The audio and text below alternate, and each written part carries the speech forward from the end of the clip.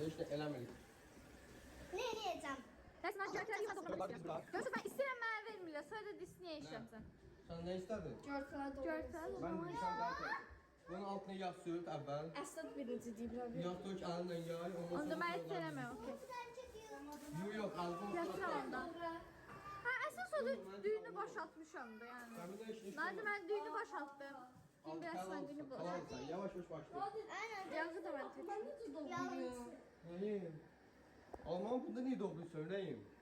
Harda doğrayayım? Alman değil et tahtasında doğrayayım, limsada doğradım. Bu arada bu alma değil ha, toyuktu. Yani diyeyim biraz silecek birincisi. Ben doğrayacağım onu. Bu ne? Ha. Yalan olsun. Gel. Hansıyla doğrayırsın sen de? Aha bu bıçaqla. Doğra ve gömleci doğrayacağım. Əvvəl uzundan incəyə doğra. Ay sol elənsini. Aha doğra.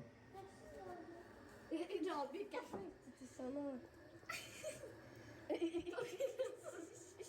Bir tat kəsməli hissettirdik. Aha. Əlim suludur deyə. Hadi. Aycan. Şimdi ben bunu doğrayabilirim. Bilirsən? Doğra. Bu qaçı rahat yani böyle doğramalıyım. Hadi üstündən tutmadı, iyrənmə. Sən görürəm ki, iyrənmirsən toyuqdan. Sənə xoşun gəlir.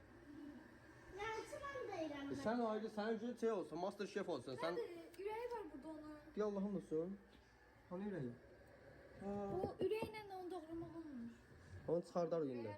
Gözdə ürək deyil, sümüyüdür. Uşaqlar sümüyünə ürək deyir. Kəsərək. Hadi bu sümüyün kəsilmiş bu arada. Bizi kəsmək olur. Kaşol değil mi? Aha, xəşli olsun da elə. Narahat olma. Başından bir dənə yumruq vurub bıçağı. Ha, eləncə vursan da.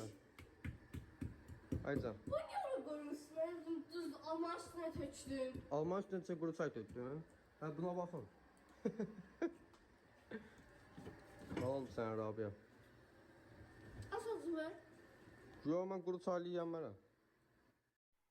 To be in present